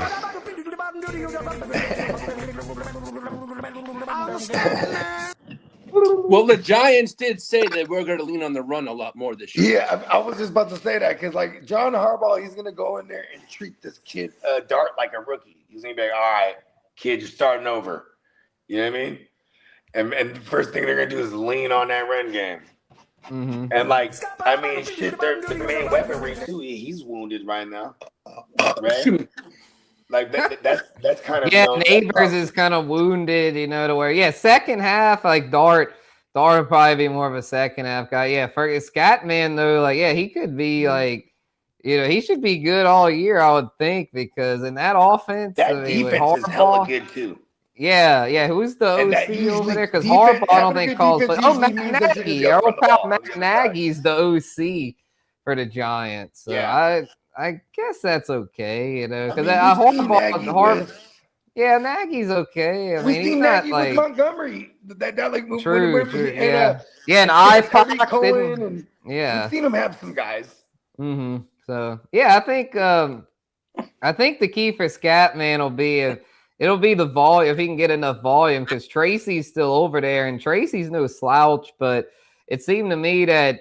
Before the Scatman injury, those 3-4 games before the injury, man, he looked like he was taking over. So as long as he's healthy, scatterbrain. Yeah, as long as he's not too scatterbrain, like I don't think scatterbrain. He'll be the guy there. But you called him the scatterbrain? Is that what you called No, him? Peacock putting the thread Cam scatterbrain. Oh yeah, nice. And then He uses his head like a battering ram. That's what I'm saying. I'm like, I think he's got upside, but I don't want to rank him too high because I'm just like, man, this dude, like the way he runs, I'm just like, this motherfucker. It almost reminds me of, I hate to say this because I really hope he doesn't end up like this, but y'all remember Rashad Penny? I was like, Pacheco. I was like, Rashad Penny, bro. Like Rashad Penny. No. He couldn't go 4 games without an injury. He was good when out there, but he sucked for fantasy because we'd always draft him thinking like, oh, this is his year to stay healthy. And he'd never stay healthy. He'd always end up hurt because he'd run like a freaking battering ram. He got hurt. I was at the Saints game for work against the Seahawks back. I think it was like 23 or 24. Yeah. It was, I think, Penny's last year. And like, he was having a strong start to the season. And then this dude just does some crazy move or something, like plows in and flips up and then like tears his ACL. I'm like, dude, you run like a fucking maniac. Like, of course you're always getting injured. What was Brez's name? Scatterbo. When I first saw him run last year, I said, totally, he's a white Pacheco. Scatterbo. He runs like a madman. Hella angry. Just fucking angry as fuck, want to hurt everyone, including themselves. Yeah. He did get a few angry run awards. I know that. Come on. Yes, Brandon. Yeah, I mean, I could see swapping Monty over having Monty over Scat. But I mean, I have them neck and neck. I mean, it's like. But to me, the injuries is what worries me about Scatterbo because of how he runs. Mm-hmm. But I think he's got the upside. Oh yeah, I think the upside. Yeah, so I mean, maybe move him down a little bit, but yeah, that's why I brought him up because I just felt like it was tough for me to try to figure out where to rank him because it's like some lists I see him, it's like they have him like as high as like 18, but I'm like, nah, that's too high, bro. So like I had him, like low RB2. John Harbaugh's gonna want to run the ball, control time of possession because he has a good ass defense that's gonna keep them in games, or even be able to help them defend leads. You know what I mean? Like, Yeah, and that's going to go hand in hand with the run game on the other side. So that's my case for Scatterbo. But yeah, of course, there's concerns. he's coming off of like a reconstructed, like fucking dislocated ankle or some shit, right? Like something crazy like that. But he was at WrestleMania, like he was at WrestleMania jumping around and doing all kind of shit like a few months later. I tend to believe he's gonna be all right. Oh yeah, he'll be all right. So yeah, let's I'll go ahead and do through 36, and I'll leave it at that for now. We'll do top 36. So we'll move on to number 25. We got a rook here at 25, Jadarian Price. He's only the second rookie on the list. This rookie class for running backs on the weaker side, in my humble opinion. But I think Jadarian Price is in a good spot. You know, he's going to be taking over as Seattle's lead back most likely, with Charbonnet coming off injury and Emmanuel Wilson being more of just a complimentary backup type back. So I think Price is in a good spot. He was basically the complement in college to Jeremiah Love. Both went to Notre Dame. So he'll be asked to do a bit more, especially early on if Charbonnet misses time. But regardless, even if Charbonnet's out there, I still think there's a role for Price. I mean, last year over there in Seattle, it was a 1-2 punch, Charbonnet, Ken Walker, and I would think it'll once again be a 1-2 punch over there, this time Price instead of Walker. And then at 26, I've got Bhayshul Tuten, the breakout candidate, you know, taking over as Jacksonville's lead back most likely. They did bring in Chris Rodriguez, but not too concerned about him as far as him being the lead guy. Or something. Yeah, I think he could just be kind of like the goal line guy that gets in here and there, spells Tuten when needed. I think Tuten will most likely start. My bad to cut you off. No, you're good. Chris Rodriguez, people are just going crazy because he played under Liam Cohen in college, and he went crazy with Cohen. So that's why I see. That's why people are attaching any kind of hype to Chris Rodriguez being there. You know what I mean? I like his existence there because it makes us get Bhayshul Tuten for cheaper, because he's likely the starter and the guy who I think could be a tier jumper. You know what I mean? Yeah, for sure. I think he could jump into the teens if it all goes right for them. You know what I mean? Yeah, definitely. I mean, Asian last year, ETN, as most folks know him as, was like, wasn't he an RB1? French Cajun. Exactly. Yeah, he was. Yeah, he was close though. I mean, he was a workhorse there in Jacksonville, and I mean that offense is legit. I mean, T-Law took that next step last year to where I think Jacksonville isn't going anywhere. I mean, the Texans, I just said they're in a good spot, but I think Jacksonville's also in a good spot. I think the AFC South will once again be a battle between Houston and Jacksonville, and while Jacksonville will throw it a lot, I mean, they're going to have to run it some, and it seems like Tuten will most likely be the guy that will be there. The rootinest Tuten. Yeah, we'll have to see how things play out. I mean, I could definitely see myself moving him up these rankings. I've seen some lists that have him a lot higher than I have him, but I'm not ready to do that just yet because, I mean, we're still early in the process. He's got to prove himself. He's got to get through camp and the preseason and be like, look, bro, like he's got to show that he's the guy, because they also have the Chris Rodriguez and the other guy they drafted last year, LaQuint Allen, who got a little bit of work. LaQuint Allen, yeah. So it's he's gonna be the third down back. I read. It's a competition over there. Like they're not just gonna hand this backfield over to Tuten. He's gonna have to prove himself, and I think it's possible though, because the rootinest student, he did very well last year near the goal line. I believe he had like 6 or 7 tugs last year to where they might not even really need Chris Rodriguez all that much. They may have just brought in Chris Rodriguez more as just like an insurance policy more so than a guy that, all right, we're doing this like a 50-50 split. More just, it could just be a thing that they're like, we got this Tuten kid, but if he doesn't pan out like we're hoping, well, at least we have Chris Rodriguez. But if this Tuten kid does pan out like we're hoping, then, well, sorry, Chris Rodriguez. You know what is crazy? Is I think one thing that Liam Combs is going to start exploiting more, because he did this with Baker, and we saw it, like flashes of it all over the place last year, is like he does get Lawrence using his legs too. You know what I mean? And like, Lawrence really was unlocked last year. Liam Cohen's fucking offensive genius. I mean, Baker was a top 5 QB under him. T-Law down the stretch last year was a top 5 QB. Liam Cohen is a freaking offensive guru. Yeah, and once again, I don't mind being a broken record with some things that I really stand on. I love the continuity. You know what I mean? It's a year or two. They should be better. And Bhayshul Tuten is the guy that this regime drafted. So, you know what I mean? In training camp, this is when you'll see, like, when he's running with the team ones, and then you'll start seeing all these analysts start to move the rootness, Tuteness up. You know what I mean? Mm-hmm. Yeah, he had the better draft capital. The rootness, Tuteness. Yeah, he had the better draft capital, 4th-round pick. Allen only a 7th-round pick. So, yeah, I would think if he can hang with the ones and get the job done, then I would think when it comes to running backs, could be the tier jumper, as Bogey says. Yeah, so, and in reality NFL drafts, 4th-round running backs, that's like the new 3rd round. You know what I mean? Mm-hmm. Yeah, exactly. Yeah, running backs not tending to go as high. So, all right, 27, we got Tony Pasta. Forget about it. We got him here, 27. You know, he's just solid. He had a thou wow last year on the ground, 1,000 yards. Should be a better offensive situation there in Tennessee. Tajay Spears still over there, the Caps Pollard's receiving upside, but as a runner, I mean, he's solid. I mean, he's nothing special, but he gets the job done where I think he's a very safe bet as an RB3. Then at 28, we got Ramondre Stevenson.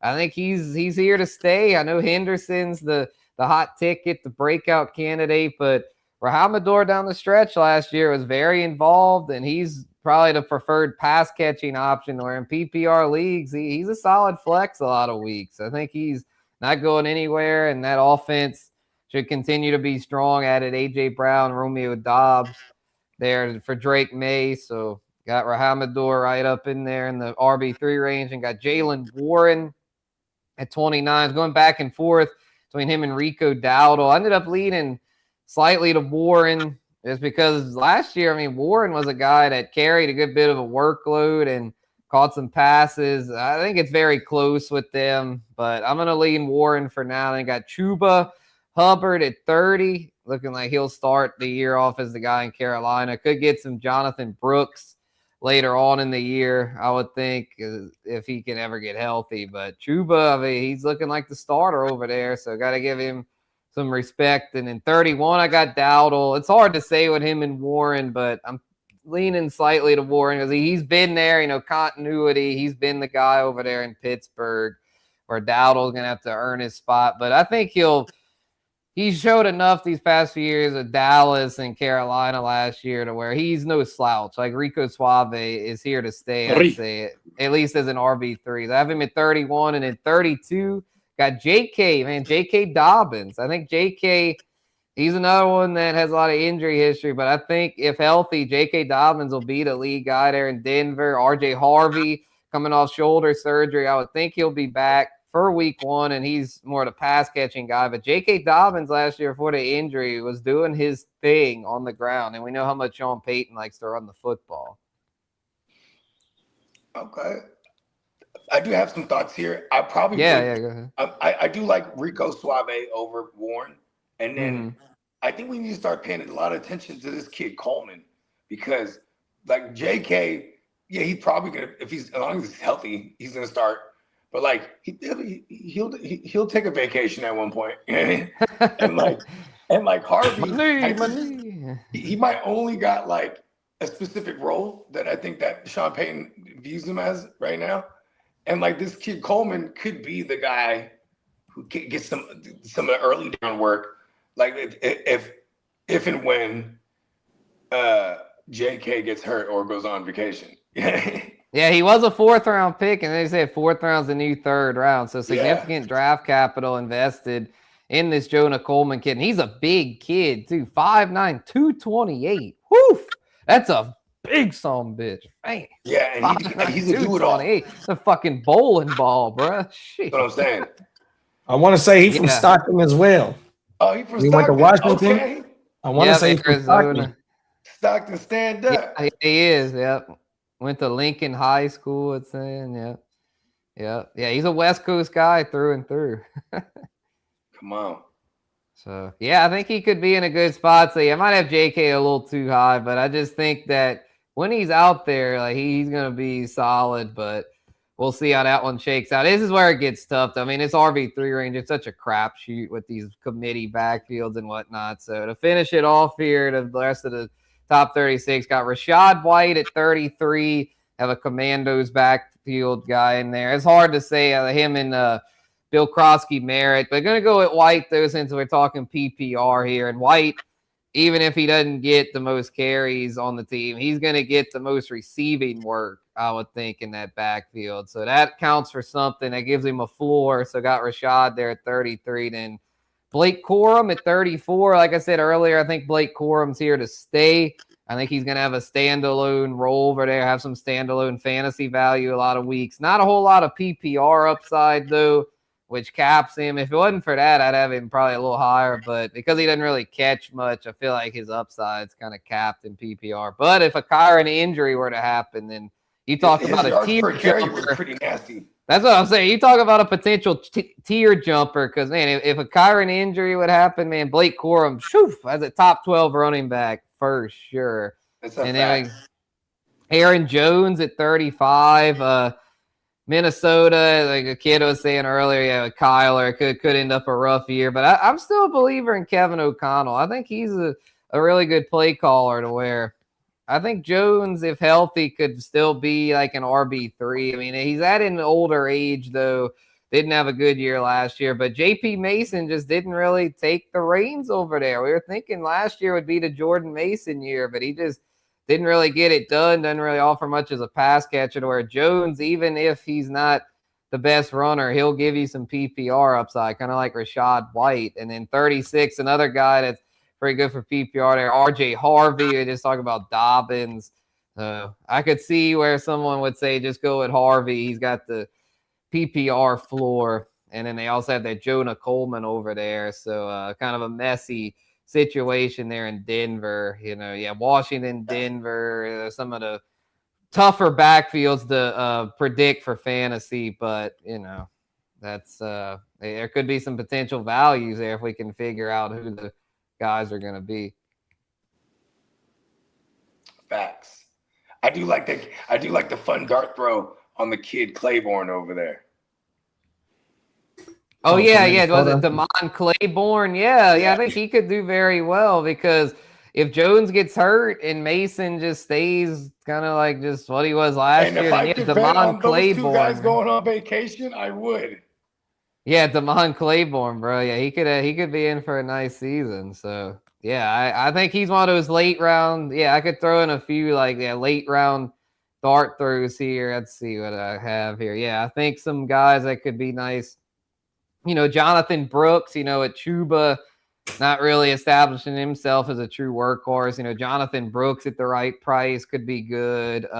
We had mentioned Emmett Johnson earlier for the Chiefs. I mean, I think Ken Walker will be the guy there, but this Emmett Johnson kid, I think, could be pretty dang good rookie there in Kansas City. We mentioned Jonah Coleman, this potential breakout guy there in Denver. Katron Allen for the Commanders could be someone to watch, I'd say. The Katron, that backfield being pretty wide open. Nicholas Singleton over in Tennessee. Right. I think that kid could have some potential. If anything happens to Tony Pasta, that kid can hit it all. And I don't even worry about Spears even right now. Forget about it. Spears is done. Yeah, he's just a PPR guy. So those are a few late round dart throws there for y'all to I like that Nicholas Singleton one and the K-Tron. Those are the two Penn State kids, right? Mm-hmm. Yeah. Yep. And then I'm over here with my handy dandy notebook. I'm over here looking for houses for the draft. Oh, everything, bro. Nice. Yeah. That's right. Where you guys at this? You guys are going to the Great Northwest this year. Yeah. Sleepless in Seattle. Yeah. Nice. Oh, yeah. Tino brings up Kenny Gainwell. Yeah, he was just outside my top 36. I think I had Gainwell at 38. Yeah, I had it. Yeah, Charbonnet, Gainwell, Money Gang, and Bill Krosky Merritt were my first four out. Yeah, Bucky better be scared of Gainwell. Oh, my mama. Gainwell could easily finish top 36. Yeah, so Gainwell is way better than Rachaad White. You know what I mean? Gainwell was pretty nasty last year, so I might be underselling him And who's the other one I said? Yeah, Money Gang, bro. I mean, I know Swift's still there, but man, Money Gang was impressive as a rookie. Come on. He was catching passes. I think he may have caught just as much or more than Swift. I think he only caught like 10 passes or something like that, but he only got targeted like 12 or something like that. You know what I mean? Money Gang wasn't really utilized that much in it, but it was efficient. He had good rushing efficiency, 4.6 carry, and then he caught 18 passes. Oh, 18. Oh, see, I was underselling him. Oh, that's not bad. Yeah, I mean, for a 7th round pick, shit, he definitely showed that he's here to stay. You know, it's hard for a 7th round pick to carve out a role that's significant in year one, and he did it. We're talking like Pacheco is the only other guy I can think of in recent history. Yeah, then that LaQuint Allen maybe could be a 7th round spoiler to our root and Tuten shares. Was like what was Krosky? Old Bill. Old Bill. I don't think he was 7th. Oh no, he was. You're right. He was 7th. Yep. So he could be another one. I was rooting for the kid because I had him everywhere. Yeah, he was a good value. Yeah, because a lot of people are like, 7th round. He ain't gonna do shit. But Bill wasn't too bad. Yeah, he only caught 9. He was basically a dud as far as receiving ability. But on the ground, he was pretty solid. One time and hit him right in his back plate. And I was like, what is this guy? Turn around. Struggle. Yeah, so probably a guy they don't want on the field on and 3rd they just down. Never targeted him ever again. Yeah, he was never a guy. I think he only played about like 70 snaps or something like that in college or some shit. Like he was like a complete project. So K-Tron immediately becomes interesting because it's just such a wide open backfield. And that's why I even like that you got Rachaad White where you do got him, like as a top 36 guy, like at minimum. If Rachaad White, all his metrics are hella poor, but like if you give him any kind of volume, he's gonna volume. That's the thing. Yeah, he gets that PPR volume to where it's like, I mean, he's not flashy, but I think JD kind of mentioned about him last year as far as just being one of those just steady floor guys, and he usually delivers for that. Like he's not, and he can pass pro. Have the expectations too high, but yeah, he can pass pro to where he'll be almost like the way what was it, JD5's first year where they had Austin Eckler over there. I mean, Eckler wasn't anything special, but he caught like 30, 40 passes to where, I mean, last year White and him being 40, like a I think he's a 40 reception minimum. Yeah, I think 40 receptions is the floor for Rachaad White because that was his career low. His first 3 years, he caught 50, 64, 51. And last year, only 40. But I think this year he'll catch somewhere between 40 and 50. And now they got more. David Blow calling the plays. Good old QB. David Blow, huh? Yep. You remember David Blow? Got promoted. Oh, yeah. Got promoted over there to being the play caller. And JD5, bro. You know, it's like... So, okay, hit us with the news, Lee. We got through the top 36. There you go. Running back. So, glad to get that out there to the GWN fam and the Guru Nation. So, I see Lee had dropped in a thing about Cam Jordan. Let us know about old Cam. Hey. Let's hit a drop. Hold on. We're going to take him to the streets. I know. I didn't know how long Spencer was staying on. And there was some news for the Saints, so like Cal dropped it in there for him. Yeah.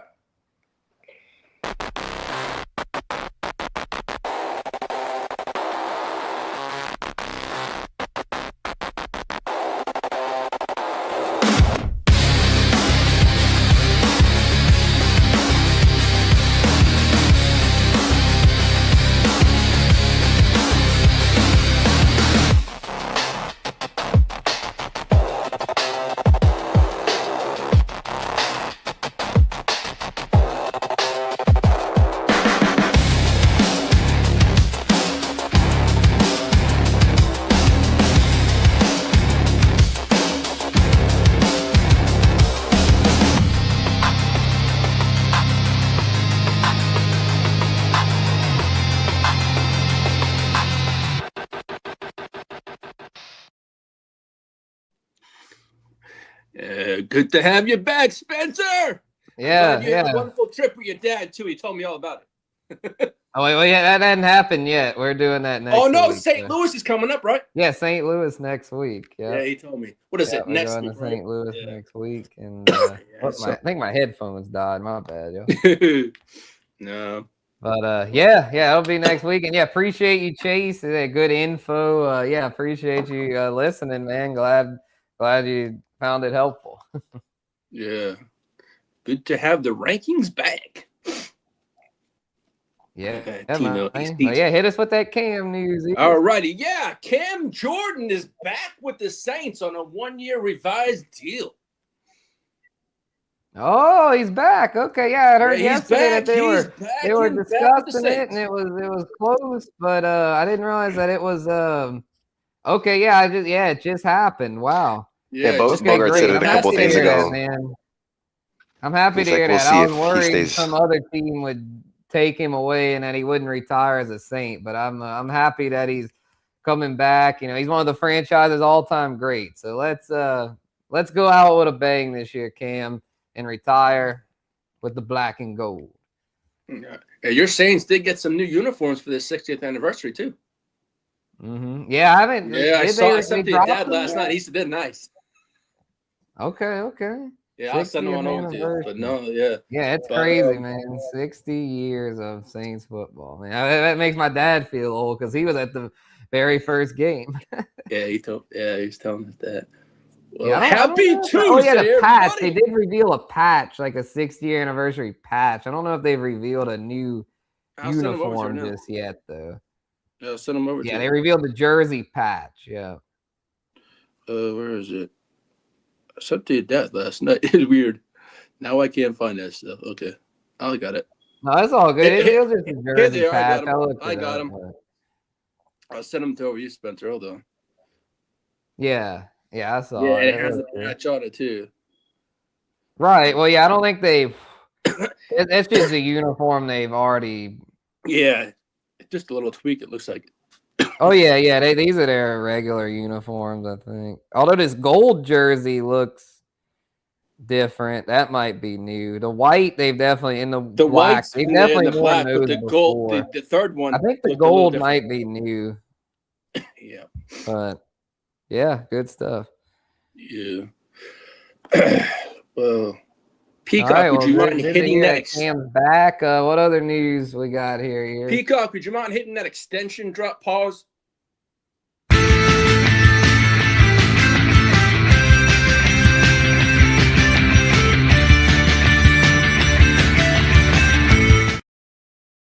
The New England Patriots are expected to extend quarterback Christian Gonzalez before week 1. So they're going to have a contract working on it right now before week 1. So we'll have that makes sense. I mean, he's been a great player for them now for a while, so it makes sense. He's going to reset the market too. So that'll be extend him out. Yeah, I mean, he deserves it. Pay the man what he wants. I mean, that's someone that a cornerback like that doesn't come around very often. Now, Peacock, didn't one of your guys just reset the market recently? Was it who was it? At what position? Cornerback. I wouldn't necessarily say so. Derek Stingley had reset the market at the time. That lasted like a whole 3 weeks, and then not even like a whole 3 weeks, and then they restructured his contract to free up like $12 million or whatever. Yeah. So that's what the Texans do. They reset the market, and then they quietly reset it back to what it was without overpaying their players. Exactly. Well, the Cleveland Browns are expected to explore a contract extension with safety Grant Dell Pitt. So that's going to be next. Now, as for the Buccaneers, they continue working toward a long-term extension with quarterback Baker Mayfield, although their biggest concerns is his health is a factor in their negotiation.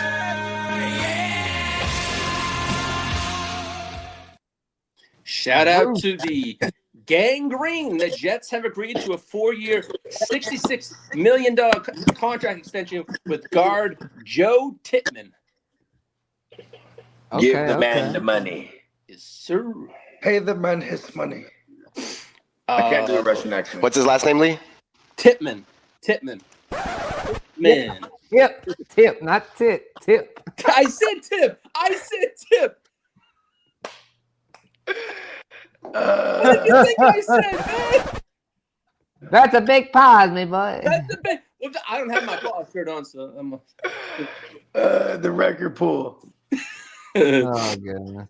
I still can't believe that one Peacock said earlier, wood ass pause. That one crazy. Hey, dude. No wonder he became a football player. He probably got bullied so much where he's probably like, I'm gonna show him. That's his name, man. Wood ass. Hey, Peacock, would you mind hitting that free agency frenzy? Free agency frenzy. Here we go.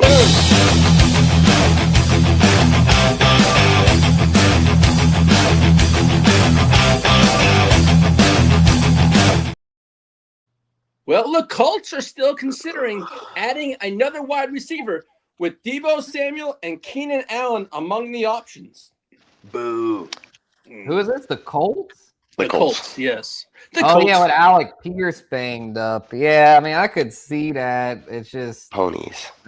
We don't need that, though. I mean, we want our Tyler Warren to do well, and then Josh Downs could be in for a nice year. So, yeah, I still like Josh Downs as the one that, like, I feel like, you know what I mean? What were the receivers that were out there? Pierce got paid. Well, Pittman, it was like Pittman, Johnson, overdrafted, adding Mitchell, but then they cut him like last year. No.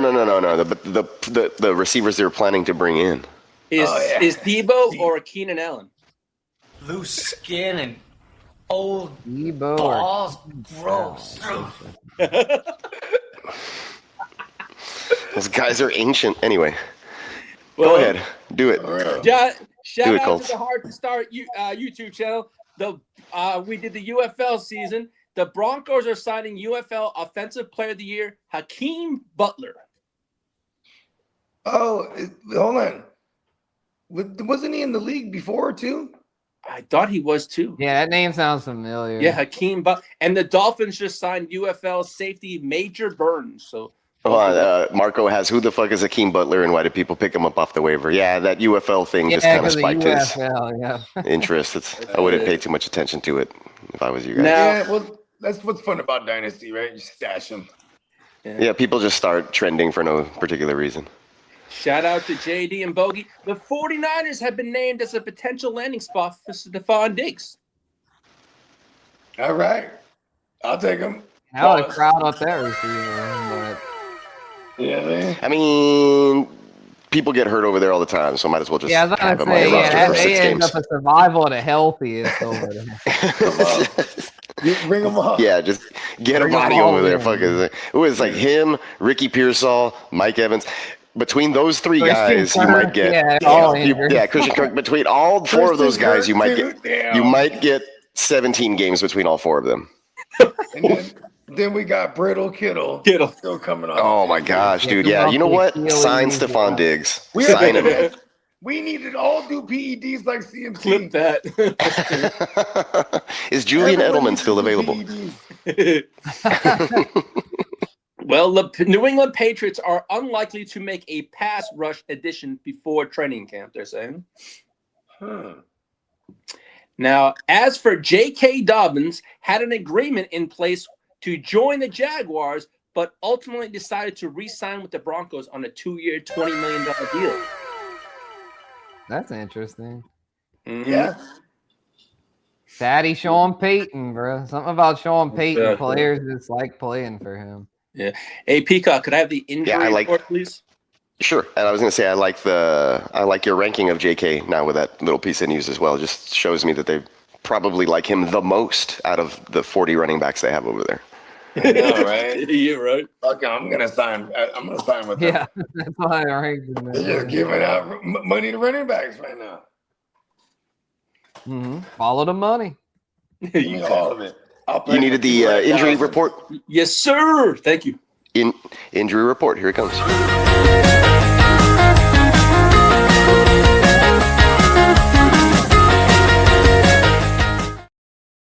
Well, Bo Nix and the Broncos, Sean Payton says the quarterback's ankle will be a full go at training camp. Let's go. go. Now, That's good for Waddle, Shares, Sutton, Troy Franklin. You know, all the shit over in Denver. We need a healthy Bo Nix because the Studman ain't it. We need Bo Nix in there. That was not great at all for them. No, that AFC title game was ugly. Yeah, that was. That's why the whole time I was watching it. Whack as fuck too. The whole time I was watching it, I was like, "Damn it, the Texans should have been here playing in this ugly game, doing just as bad." Imagine how Buffalo fans probably feel like they got robbed against Denver. We smacked Buffalo every time. Fun Super Bowl would have been like the Rams and the Bills last year. Like if you just wanted entertaining, high flying, that would have been like. I guess the Super Bowl was like the Seahawks Rams game. That was the Super Bowl, in my opinion. Mm-hmm. Yeah. Tino says this show's ridiculous. I ran over to my phone to see that injury report video. Well, George Kittle and the 49ers, his return timeline could be impacted by the San Francisco Week 1 trip to Australia. So all that stuff about Week 1 just could be just talk.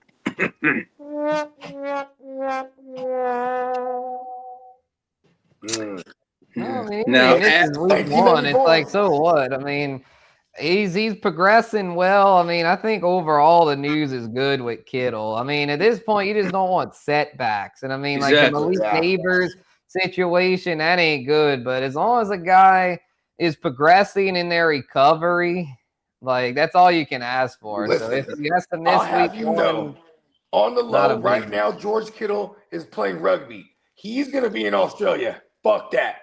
Yes, sir. Now, as for Zach, you, bro, that's what it's all about, being a Niner faithful. You just got to have the faith. Yeah. Now, as for Zach Charbonnet, the Seahawks, who tore his ACL in January, but hasn't been ruled out for the start of the season, which I think is all cap. PEDs is a hell of a drug, man. Yeah, you might be. Now, as for Harold Fannin Jr. and the Cleveland Browns, he did not participate in spring practices due to his undisclosed injury, so they're going to take it. I'm making note of that. I didn't know he was battling something. Yeah, he has an undisclosed injury. They haven't released what it is, though. That's what they haven't. That ain't good. I'm making. Yeah, I don't like that at all because they didn't talk about it at all. He didn't practice at all. Yeah, I'm not down with that. I don't like that. I don't like the sound of that. That's a Joe Mixon. I don't like the sound of. I don't like when they say that. That tells me it could be something bad. So if I see anything, I'll let you know. A lot of times it is. I mean, look at Joe Mixon last year. You know what? I'm pretty sure they said his shit was undisclosed at first, and then he ended up missing the whole year. Yeah. And Shell Con laughing. He always gets me. Now, as for James Conner and the Cardinals,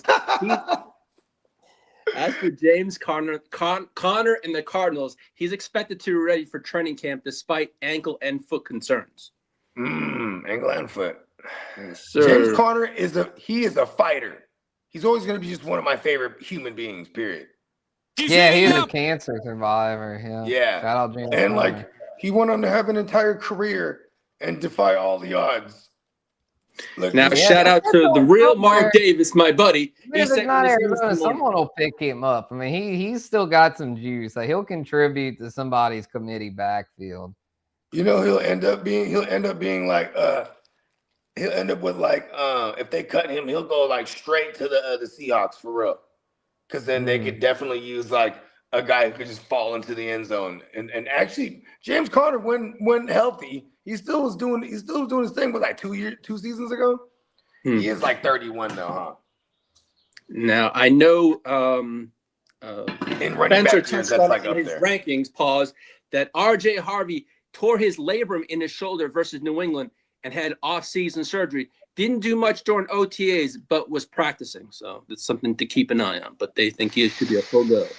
More good news for J.K. Dobbins. He should be good, I would think. I mean, labrum's obviously a tough injury, but I mean, it's I think he'll be good for week 1, I would think. Now he's not running on his labrums, so. Now definitely better to have a shoulder than a knee, that's for sure.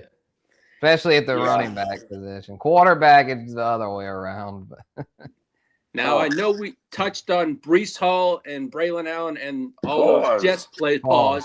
Well, Jets head coach Aaron Glenn plans to use Breece Hall, Braylon Allen, and Isaiah Davis as a three-headed monster this coming season.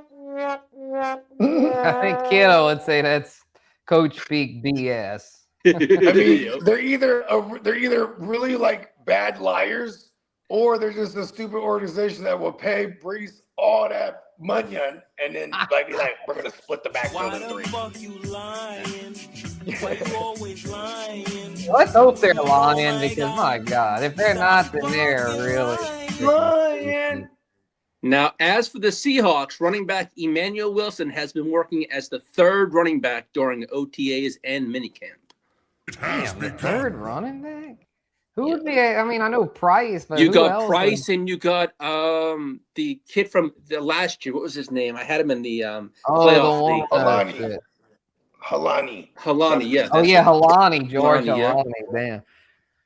Yeah, I don't know. Yeah, Wilson. Yeah, I mean, thinking this could be a good opportunity for him. But once they drafted Price, that's when I knew, like, yeah, this probably. And the price that they paid for him. Yeah, that's true. Yeah, they paid. Price is wrong, bitch. Yeah. Now, as for the Jaguars running back, Chris Rodriguez is viewed as the team's power back, and Tuten remains a candidate for Jacksonville's starting role. See? We nailed it. He's going to be the rootinest, Tutenist in that backfield. Yeah. Which might not be saying much, but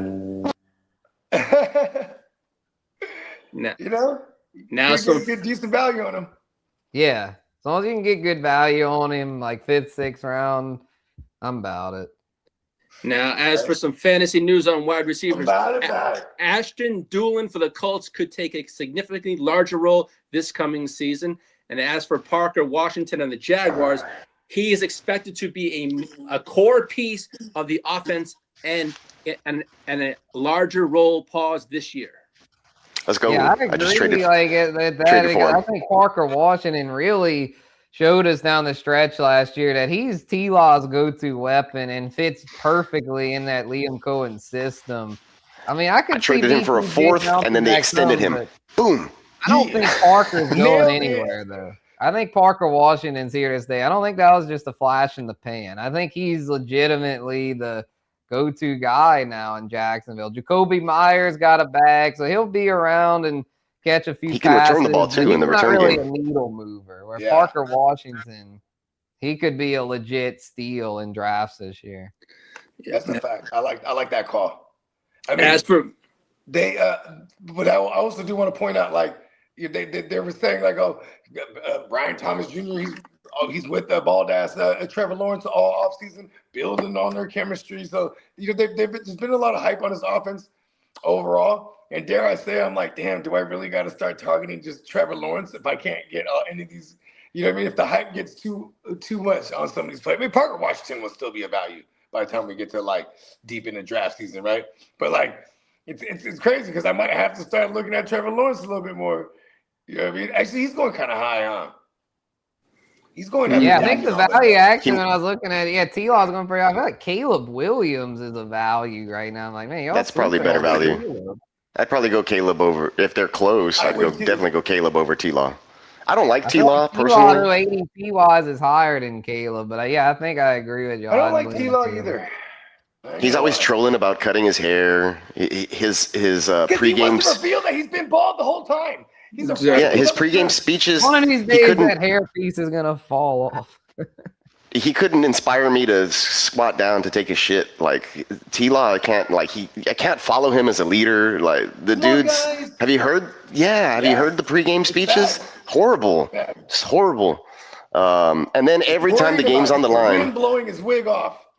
Every time the game's on the line, he'll do something idiotically stupid. Except for last season, they got a couple wins somehow, miraculously, when they normally crumble. And now his ADP is jumping because of that. No, man, he's going to revert back to throwing an interception or a pick six late in the game, or taking a sack fumble to lose, or they blow a huge leads like they always do, like they did against Davis Mills and the Texans. Thank you for talking the senses back into me.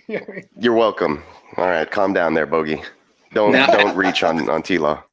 Now, as for Buccaneers wide receiver Ted Hurst, has impressed with his ability to make plays at all three levels. That's what I like to hear. I'm overexposed on Hurst in rookie drafts. Yeah, I took all the Hurst everywhere. Yeah. Now, as for Isaiah Likely, has reportedly become Jaxson Dart's favorite target during spring practices, but that's probably the only guy. That's who I traded away for Parker Washington. Yes, sir. Hey, we gotta do what we gotta do. I'd rather have Parker Washington. Yep. Now, as for Chig Okonkwo for the Commanders, is expected to play an exciting role in this offense, according to quarterback Jaden Daniels. Because he definitely leans on the tight end. Pause. You know what I mean? Ertz did well at JD5. Yeah, really well. I mean, even if we're just getting like a 4-yard A dot, like fuck it, and then he's gonna take it a little bit with some yak. Like, well, we're all about it. You know what I mean? Yeah. Getting chicky with it. You feel me? Hey Peacock, would you mind hitting that league business drop, please? Chig Okonkwo, baby.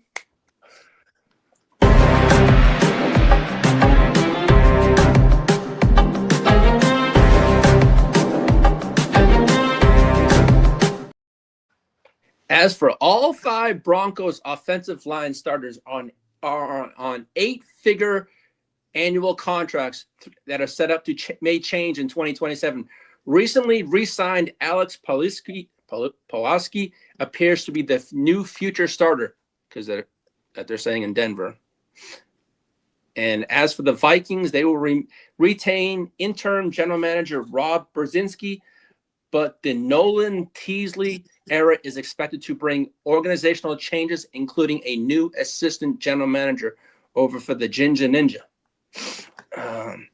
Now, as for the Ravens, are reportedly no closer to an extension with Lamar Jackson, leading speculation around the league. He may be a trade request come next year. And the team to watch for is probably the Philadelphia Eagles. Let's see what Lamar's agent has to say about it. Exactly. Oh, Mrs. Jackson? Oh, yeah, Mama. It's Mama Jackson. All right, fellas, I got a slide. It's been real, Spencer, dude. Be good, man. You already know. Yeah, for sure, man. I'll catch y'all on Friday. Hopefully with some wide receivers. So let's go. See y'all later. As we continue the Guru Nation Spencer Guru ranks debate, we're going position by position. Pause. It's like fantasy. Peace, fellas. Peace.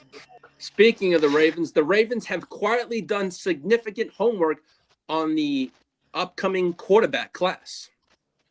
See, look at this. They're going to cash out on Lamar. Yep.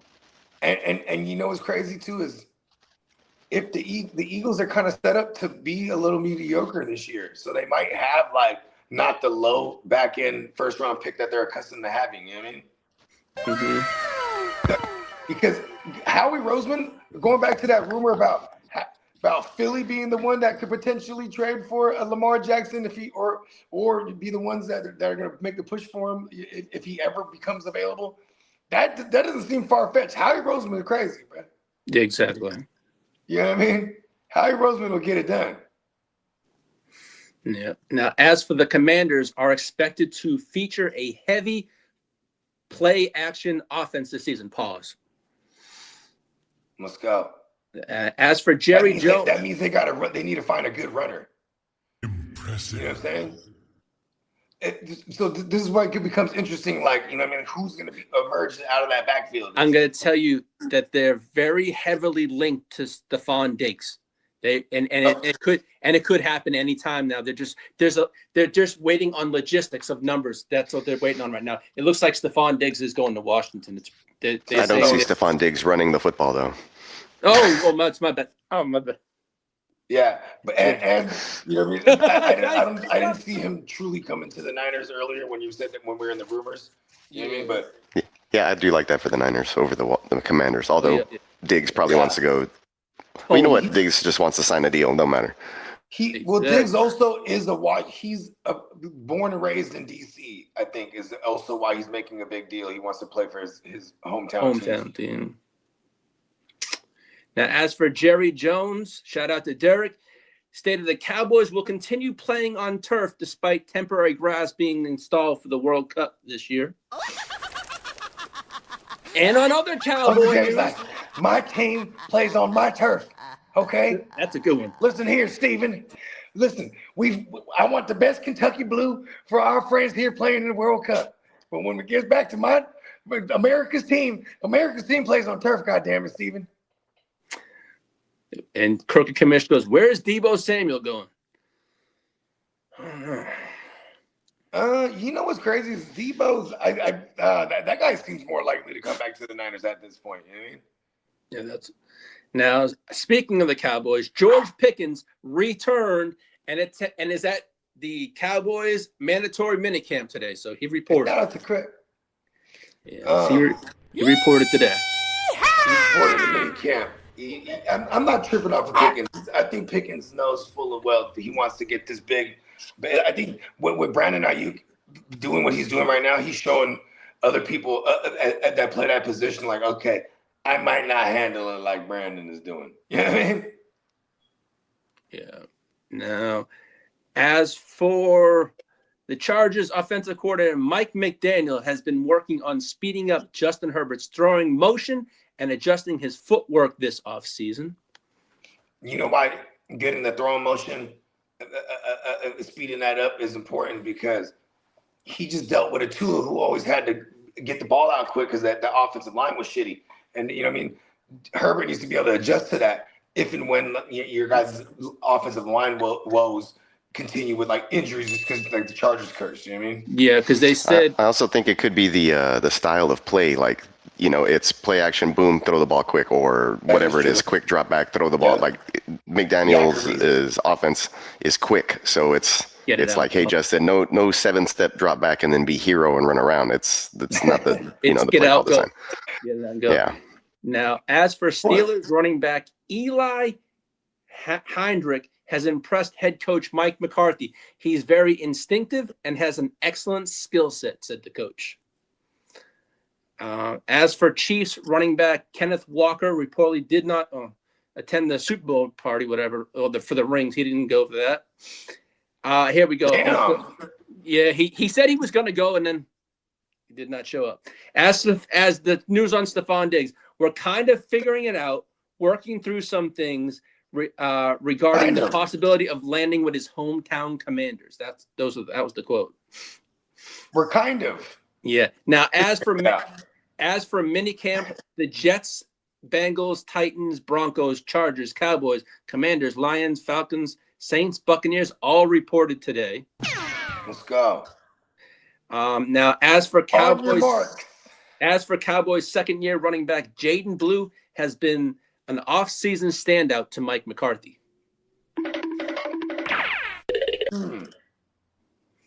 Now, Steve Sarkisian is not ruling out the possibility of Arch Manning returning to the University of Texas for the 2027 season.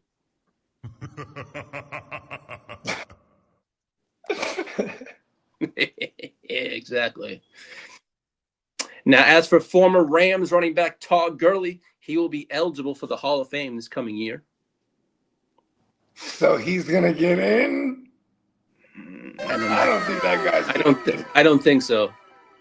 I don't think so. I mean, eligible is anyone who just retired after 5 years. That's like eligible, right? Yeah. Like Drew Brees is getting in this year, right? He already got in. He's already in. He was in last year. Well, the last Hall of Fame class he was in. Yeah, but he's going to get inducted, I should say. Oh, yeah. Yeah. Because I was talking to Spencer's pops. He said they're going up there. Yeah, he mentioned that. Yeah. That's dope. Let's see. Buccaneers running back Kenneth Gainwell has been referred to as a running back 1B by head coach Todd Bowles. 1B. Yes, sir. We will have a 1A, 1B sheet. Yeah. Let's go. Well, some sad news about former 49er Raiders and Cowboy pass rusher Aldon Smith passed away at the age of 36. That was pretty sad. Yeah, rest in peace. Yeah, that was some. Hey, look, I ain't gonna hold you. I had some legit good times with Aldon Smith. You know what I mean? He liked to party. He was a good dude. You know what I mean? He definitely was dealing with some things, I'm sure. But I didn't know that side of him. You know what I mean? But he welcomed me into his crib, all this shit, bro. It's pretty cool. That fool was real decent, bro. To your old pal Bogey. So shout out to him. Shout out to the homie June too. That was that lived with him. They were doing their thing back in the days. No, youngsters. You know what I mean? And the final piece of news I have for today. It was so dope to me as a Niner fan. I was like, oh my God, we're partnered with Aldon Smith. And then he goes out there and kicks ass on the field too, like in the same week. You're like, oh shit, this guy's amazing. Yeah, he was a beast on the field. He was not playing on the field. No. Yeah, rest in peace to the young brother, man. That was really, really sad. For real, I see this morning that his family is going to have his brain tested for CTE. They're gonna find out if that contributed to his passing. Yeah, he was like delivering like some pizzas, bro. So like, I saw that this morning. I saw a video of that. It was kind of, yeah. Yeah, he was a decent human being, bro. Like, you know what I mean? He might have been going through some things, you know what I mean? But like, yeah, he was just, I think he hurt himself more than he hurt anybody else, bro. On God. You know what I mean? Well, coming out this morning, it's free Rice. Rashid Rice was released from his 30-day little stint down in jail. So he did all 30. He did all 30. Yeah, he did all 30. I mean, he was like in an infirmary type deal anyway, because he was. But this came out this morning. It said court documents showed Rashid Rice was allowed to visit a local hospital in Fort Worth for knee rehab. See? So he got those extra. And like, of course, the NFL royalty, Kansas City Chiefs would have it set up to where, like, you know what I mean? He has to keep up with his strict recovery schedule. You know what I mean? Like, he just got off surgery like a week prior to him sitting down for that 30. Yeah, it was. But on that, that's all the news I have for today. Yeah.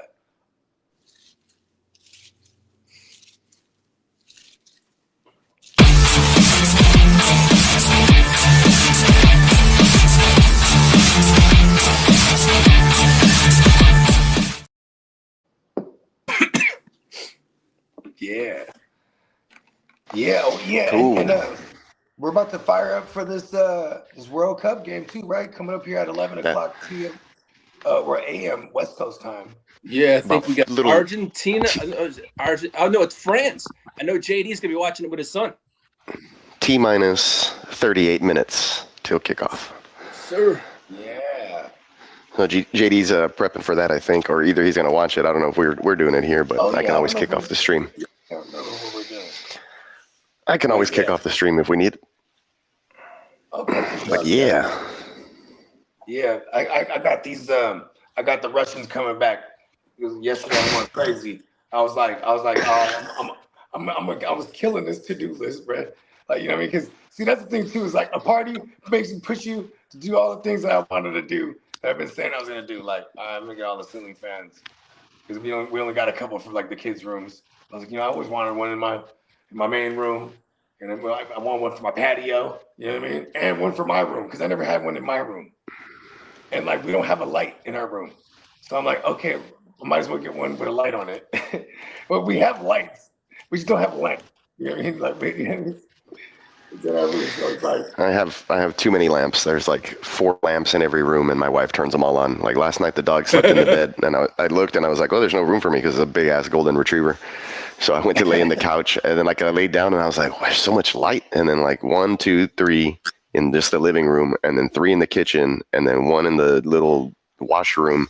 There was like 6 or 7 lamps just in 2 rooms. we have like sensor lights like that are like kind of like close to that you plug them in. You know what I mean? So like they're like in the hallways. So like we just keep all the lights up, and everywhere we go, it just lights up like Tron, little sections and shit. You know what I mean? Yeah, that's my shit. Cause I like too much white light, too much unnecessary white light going into our brains. That's the next thing I keep saying I want to get is like blackout curtains. Cause I'm just like, I can't. That shit. I do have blackout curtains. Yeah, right. Yeah, you were saying I need that. You know what I mean? And then I can get back on my what's that circadian rhythm correctly. Am I saying that right? Yep. Ding. Yeah. Circadian rhythm. Yes. Blind folks don't have that because they can't tell day and night apart. So they take medication that helps. Oh shit! Or Alaskan people? Yeah, no, probably. Well, I guess they can still see. the blind Alaskans, it's all bad. Crazy. All right. Well, you guys ready to? We can put a wrap on this one. Yeah, let's put a bow on this one. All right. Good deal. Well, make sure you guys are staying tuned. Yeah, and everybody, you know what I'm saying? Check in the link in the description, links to the new projects, man. Shout out to my man Franco once again, and Prime One produced all these joints. You know what I mean? Prime One killing it right now, y'all. Y'all need to just tap in with my guy, period. You know what I mean? Yeah, close out with the lyric joint too. Yeah. One time. No problem. Catch you guys Friday for another Wake Your Game Up. But until then, make sure you're hitting the like and subscribe on all the GWN channels, Power Hour, H-Town Huddle, everybody here in the conglomerate, Hard to Start Network, of course. And stay tuned for the next one. Make sure you hit the little bell. That way you can catch us on the next stream. Appreciate everybody.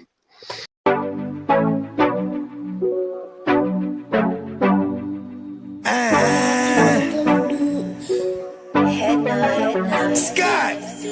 Yeah, let me quarterback this. We came a long way from throwing money in the mattress. I played a long game to get rich. They said the game is a bitch, but the bitch is the baddest. Only Scott Flame won't change my name like I'm Cassius. Keep flame cause I'm cautious. I'll burn you to ashes. Double cross the bosses and get hit with the ratchet.